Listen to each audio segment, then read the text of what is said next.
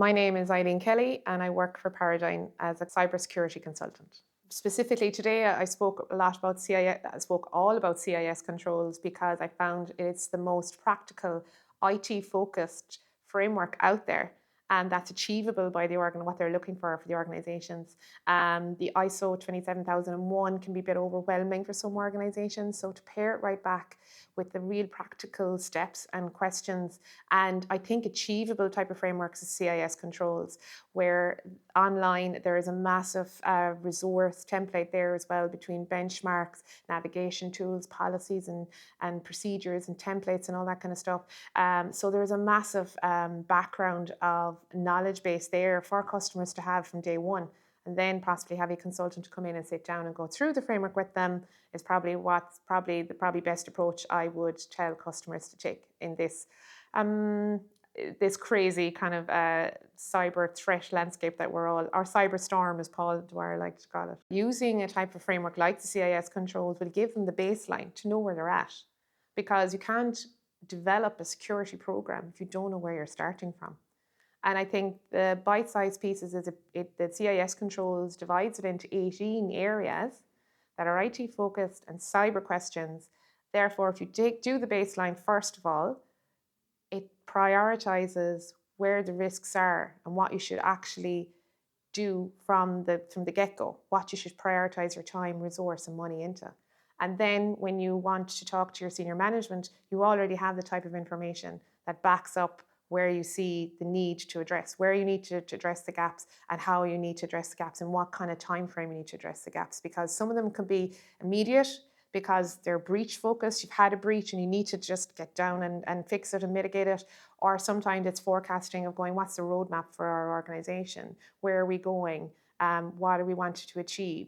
How do we want our workforce working? So you need to be able to support all those requirements that the business is looking to do in the future. So kind of for NIS2 is, yes, it's something that's coming down the line, and there's now an NCSC are now the body to regulate that and enforce fines and all that. But to get ready for it, you're starting with the simple things again. You're starting with your baseline, you're starting with your framework, and you're starting small. I suppose the key takeaways, and it probably resonates across a couple of different presentations today, was know your business, know yourself.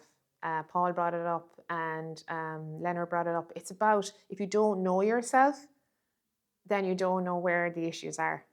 And I think for IT departments sometimes get siloed into doing all their own work and different agendas. So my takeaway would be that cybersecurity is a team sport. It's about getting someone in there to coordinate all the team to make sure that they're all trying to achieve the one goal, whether it's security by design, so making sure whatever they do it with that security mindset, whether there's a culture of, keeping their training up to date and doing the security awareness training. That could be just a simple activity. So the takeaway is just start small, build on your culture, security by design and security, like how you handle your data. And if you start with those small nuggets, therefore everybody will see the benefits of sitting in the one team and going in the one direction. So when you complete actually a framework with an organization, you hand actually the tools and technology, we'll say the actual framework tool over to them to manage themselves. I suppose the positive feedback is they're coming back to look for the service to review with them, because they like that safety net of having a person who's been there, done that, and actually knowing how to improve security programs with them as they review. Because, sometimes you're like, you put your head into a project and you lose kind of sight of what you're trying to do. So bringing someone like from Paradigm or consultant in to do the review, which is a nice callback to have, because they obviously trusted you in the first place. And that's what I actually have to say around cybersecurity is trusting a third party is very important, because it's a sensitive subject. And that, you want to know that the relationship you have with that third party is solid and sound, and that it's not going outside the walls, which is a professional thing to do, and that any other conversations in there is held with the highest confidentiality.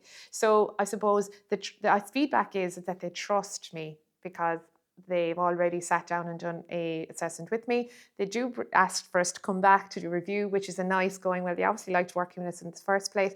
And then they actually they're challenged with trying to actually get stuff mitigated and remediated. So they bring us back in to work on silos of projects as well, going, can you get this over the line with us? Can you help us? Tools and techniques to actually get this to where we need it to be. So I suppose the feedback has been, we love what you've done already, but can you help us do more? And I suppose that's progress, and that's about actually monitoring, reviewing, that they haven't put that report on the table and walked away. Now when they're coming back to review it, they're like, I think I need a bit of help here again. And I think that honesty is admitting that the gaps are still there, or there's still gaps to address.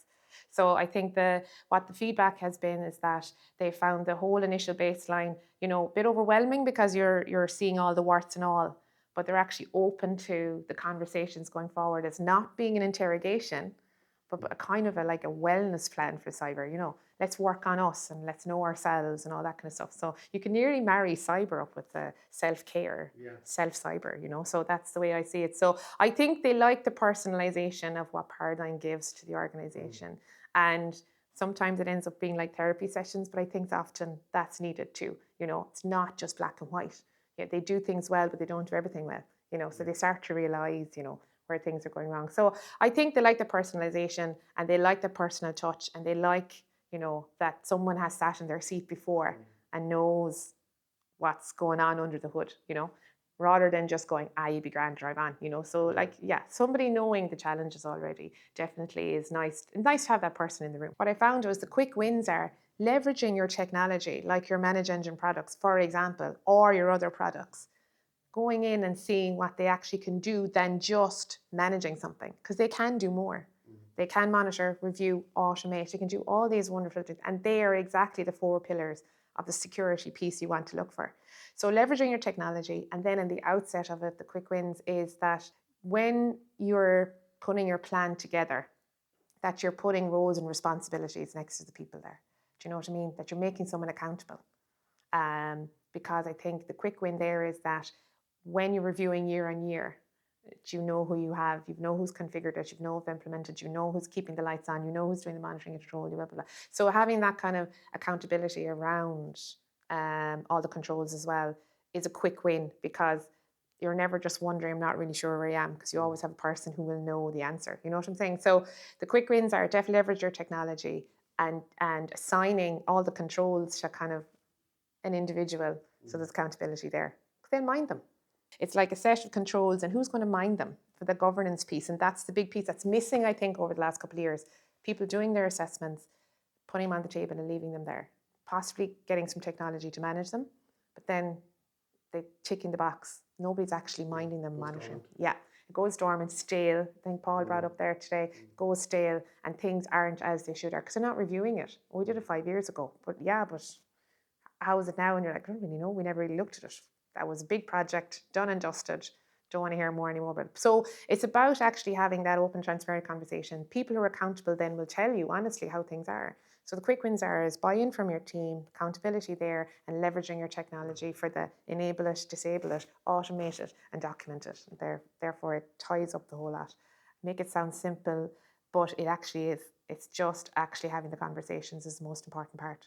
When you don't stand and look at a screen and go down through kind of, PowerPoints or death by word or death by all that kind of stuff, and you're looking at people's faces, and that's what I have to do, because if I have a room of people who I don't know who they are, I could be preaching to the wrong choir, okay? And that's where you don't want to be. You don't want to come out an event and go, they were all IT managers and I totally went off base because it was all technical and X, Y, Z. So you have to know who you have in the room.